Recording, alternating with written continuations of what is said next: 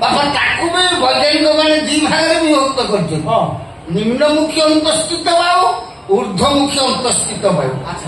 ବାୟୁ ଯେବେ ଊର୍ଦ୍ଧ୍ୱମୁଖୀ ହେଲା ତ ଜୀବନ ଖାଇଯିବ ବାପା। ଛାତି ଫାତି ପୋଡ଼ି ଖଇଆ ଦେଇକି ହିକା ମାରିକି ବର୍ଜ୍ୟ ବସ୍ତୁ ପାଟିକି ବାହାରି ଆସିବ। ନା ଯଦି ନିମ୍ନମୁଖୀ ହେଲା ତାହେଲେ ଆଉ କିଛି ଚିନ୍ତା ନାହିଁ, ତାର ବିଭିନ୍ନ ସାଉଣ୍ଡ କରିକି ପଦାକୁ ପଡେ। ହଁ ସାଉଣ୍ଡ ଅଛି। କେମିତି? କୋଇଲି ସାଉଣ୍ଡ ଫୁସ୍ କିଣି ବାହାରିଯିବ। ଆଉ ଗୋଟେ ଅଛି କଣ କରି ବାପା ଏ ଯୋଉ ଫୁସୁରା ବାଣ ସାଉଣ୍ଡ, ସେ ଯେତେବେଳେ ଯିବ ସେଇ ଏରିଆ ଆମ୍ବିଳା କରିଦବ। ଆଉ ଗୋଟେ ତାର ଅଛି ଶଙ୍ଖ ସାଉଣ୍ଡ। ଏଟା କେମିତି?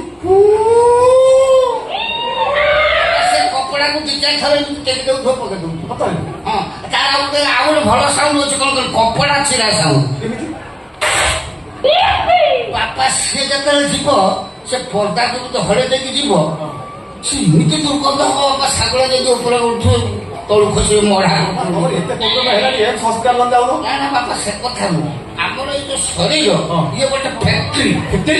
ୟାକୁ ଯୋଉ ବୈଜ୍ଞାନିକ ମାନେ ତିଆରି କରୁଛନ୍ତି ସେ କଣ କରୁଛନ୍ତି ବାପା, ଏ ଯୋଉ ଦୂଷିତ ଜଳ ବାହାର କରିବା ପାଇଁ ରାସ୍ତା ରଖିଛନ୍ତି, ବର୍ଜ୍ୟ ବସ୍ତୁ ବାହାର କରିବା ପାଇଁ ରାସ୍ତା ରଖିଛନ୍ତି।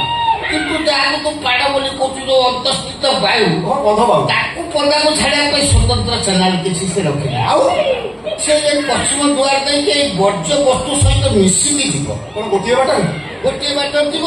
ଯଦି ହୁସିଆର ହେଇକି ଛାଡିବୁ ତା ନହେଲେ ସୋରିଷ ବାଟ ନା ଲଙ୍କା ମଞ୍ଜି ସେ ଆଳୁ ଚୋପା ପଟେ କାଢିଦବ। ପାଣିକୁ ଭାଜିଦବ। ଛାଡ ମୁଁ ତ ତୋ ରୁମକୁ ପଶି ଆସିକି ଭୟ କରୁଛି।